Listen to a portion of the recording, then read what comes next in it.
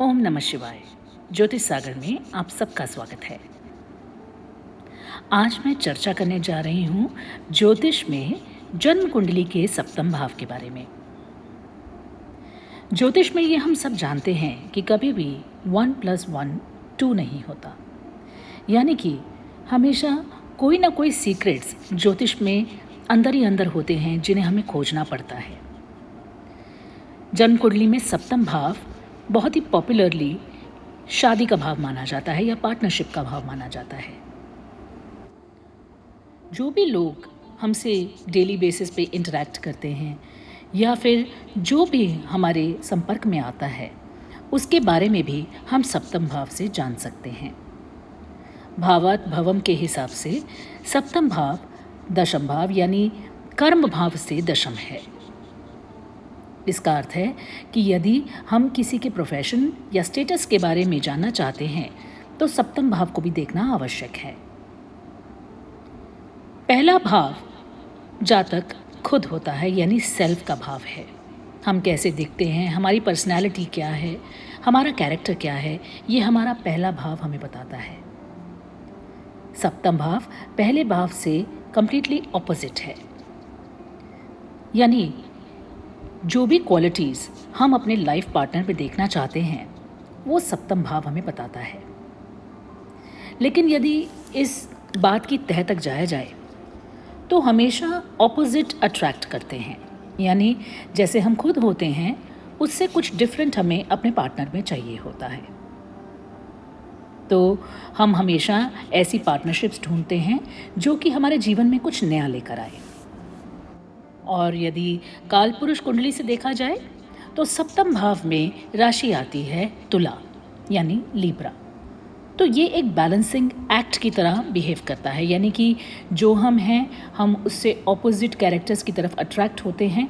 और कहीं ना कहीं सप्तम भाव हमारी एक मिरर इमेज है, हमारी एक खुद की ही एक प्रवृत्ति है जो अंदर छिपी हुई है। और जब हम ये बात सुनते हैं कि हमारे तो संपर्क में ऐसे लोग आते हैं जो हमारे साथ अच्छा नहीं करते, बुरा करते हैं, और हम तो सबके साथ अच्छे रहते हैं मगर हमारे साथ बुरा होता है, तो ये बात भी कहीं ना कहीं गलत है। क्योंकि हम हमेशा सिमिलर एनर्जीज़ को अट्रैक्ट करते हैं, यानी कि जैसे हम खुद होते हैं वैसे ही लोगों को हम वो वाइब्रेशन देके अट्रैक्ट करते हैं, और ऐसे ही लोग हमारे जीवन में आते हैं जो हमारी वाइब्रेशन के साथ मैच करते हैं। तो इसलिए यदि आपको जीवन में ऐसे लोग भी मिलते हैं जो कि आपको परेशान करते हैं या आपकी उनसे बनती नहीं, तो कहीं ना कहीं ये आपको ये भी दर्शाता है कि आपको अपने ऊपर भी काम करना होगा, यानी अपने अंदर जाकर ये जानना होगा कि आखिर हमारी जो कोर पर्सनालिटी है वो क्या है। और ये भी कई बार देखने में आया है कि जैसे हम होते हैं उससे बहुत ही अलग हमारे लाइफ पार्टनर्स यानी कि हस्बैंड या वाइफ्स होते हैं। जैसे एक उदाहरण के लिए लेते हैं, जैसे मेष लग्न। मेष लग्न मंगल का लग्न है जिसमें एक अग्नि तत्व ग्रह है मंगल, और ये अग्नि तत्व राशि भी है। और सप्तम भाव में आते हैं लीब्रा यानी कि तुला राशि, जो कि एक वायु तत्व राशि है, और इसके स्वामी हैं शुक्र। मंगल और शुक्र का स्वभाव एकदम ऑपोजिट है। यदि मंगल फायर है तो शुक्र पानी है। तो इसीलिए यदि आप जब भी देखेंगे तो ऑपोजिट हाउसेस में बिल्कुल ही ऑपोजिट एनर्जीज होती हैं, यानी कि कहीं ना कहीं बैलेंसिंग एक्ट है। यदि मेष लग्न के जातक बहुत ही डायनामिक होते हैं, बहुत ही कंपेटिटिव स्पिरिट के होते हैं, ज़्यादा सोच विचार नहीं करते कुछ भी करने से पहले, उसी दूसरी तरफ अगर देखें तो जो लीब्रा है, जो तुला राशि है, वो बहुत ही सोशल एटिकेट्स वाले होते हैं। उन्हें पता है कि समाज में किस तरह से बनाकर रखनी है। बैलेंस पर्सनालिटी होते हैं, डिप्लोमेटिक होते हैं, और उन्हें मालूम है उन्हें क्या चाहिए, लेकिन उनका चाहने का तरीका बहुत ही सोफिस्टिकेटेड होता है, जो कि मेष लग्न से बिल्कुल ही ऑपोजिट है। लेकिन चलिए, ये तो बात हुई कि हम ऑपोजिट एनर्जीज़ की तरफ अट्रैक्ट होते हैं। लेकिन यदि इस बात की गहराई में जाएं तो आप ये पाएंगे कि जैसे हमने मेष लग्न का यहाँ पे एग्जाम्पल लिया, तो कहीं ना कहीं वो ट्रेड्स जो आपको लीब्रा में दिखते हैं वो ट्रेड्स मेष में भी आपको दिखेंगे इंटरनली, एक्सटर्नली नहीं।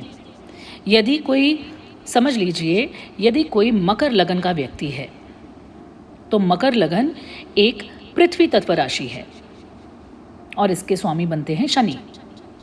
तो ऊपर से तो देखने में मकर लग्न वाले बहुत ही प्रैक्टिकल होते हैं, काम में बहुत मन लगाते हैं, बहुत ज़्यादा स्टेबल होते हैं क्योंकि पृथ्वी तत्व राशि आ जाती है, और शनि का स्वभाव भी है हार्ड वर्किंग।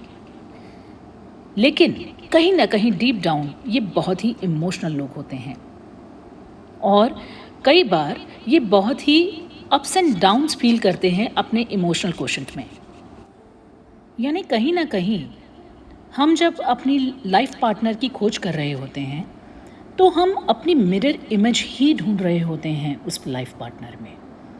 देखिए, ये जो विषय है ये रिसर्च का विषय है।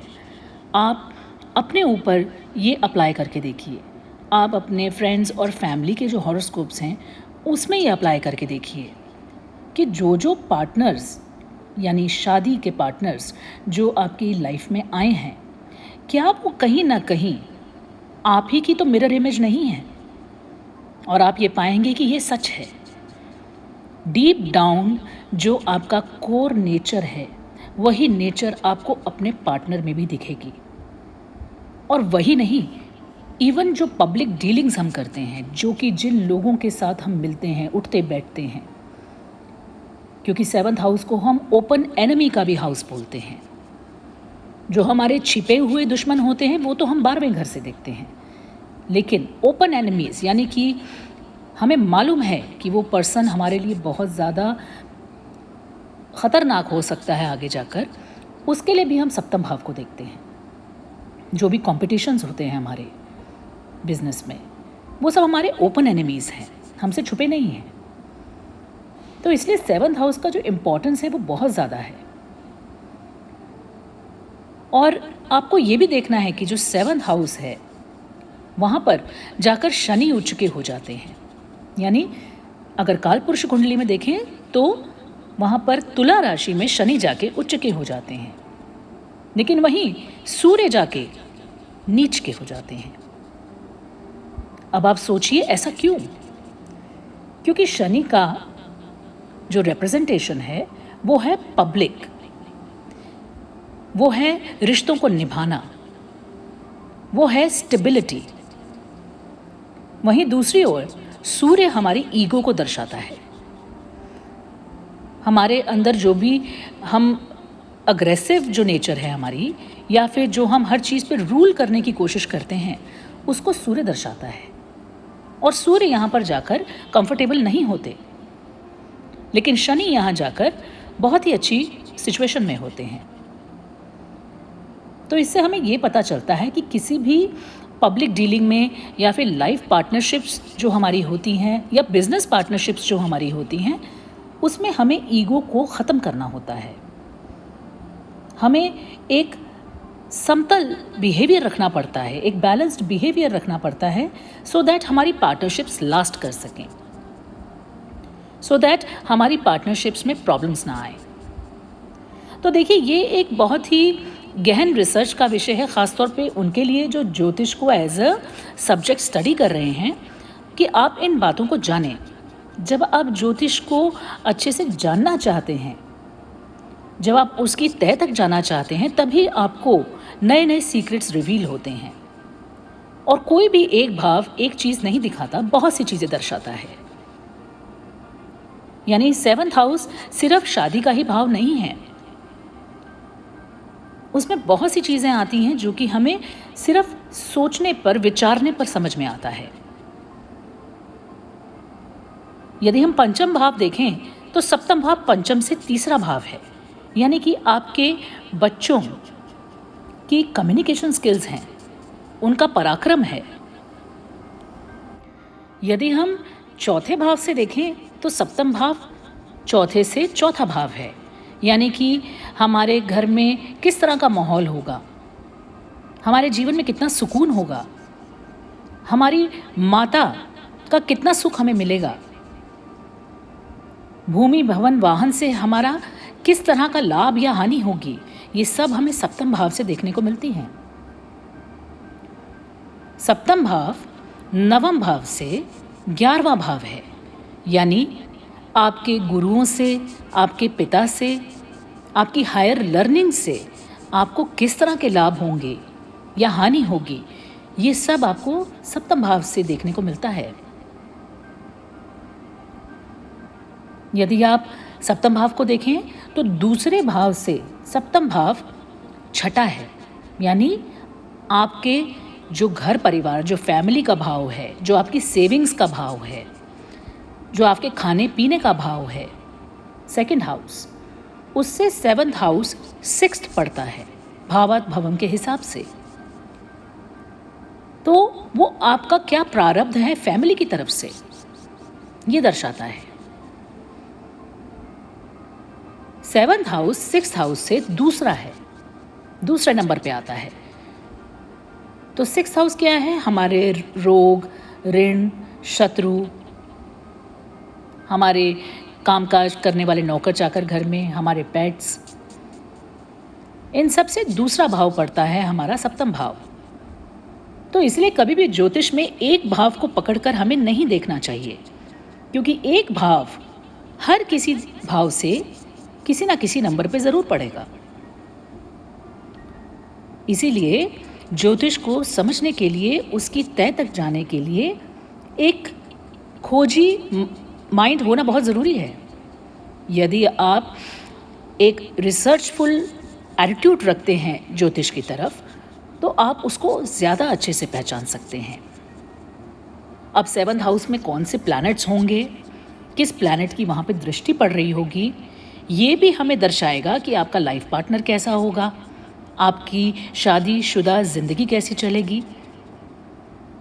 तो इसलिए हमारे को कुंडली में सब कुछ एक साथ देखना होता है। और सप्तम भाव में क्या ग्रह क्या फल देंगे और उनका क्या रिजल्ट बाकी के भावों पे भी पड़ेगा, इस बारे में भी मैं वीडियो आपके लिए लेकर आऊँगी। ये वीडियो से ज़्यादा ये मेरे विचार हैं, ये मेरी रिसर्च है। और ये रिसर्च बहुत सी कुंडलियों पे करने के बाद ही इस निष्कर्ष पर जाया जा सकता है कि कभी भी कुंडली में ना तो एक ग्रह आपको कोई फल देता है और ना ही कोई एक भाव। कुंडली एक समावेश है, एक कॉम्बिनेशन है, जिसके हिसाब से हमारे जीवन में इवेंट्स होते हैं, सुख आते हैं, दुख आते हैं। कभी भी किसी एक ग्रह को ना तो आप बुरा माने ना तो अच्छा। हर किसी का एक फंक्शन है, एक प्रॉपर्टी है और एक नेचर है जिसको समझने की आवश्यकता है। इसलिए ज्योतिष को हम जितना गहराई से समझने की कोशिश करेंगे, उतना ही ज्योतिष हमारे पास खुद चल कर आएगा। तो मुझे उम्मीद है आपको मेरा ये वीडियो पसंद आया होगा। मिलती हूँ आपसे अगले वीडियो में। शेयर कीजिए, लाइक कीजिए, सब्सक्राइब कीजिए मेरे चैनल को। बहुत बहुत धन्यवाद। सर्व सिद्धिरस्तु। ओम नमः शिवाय।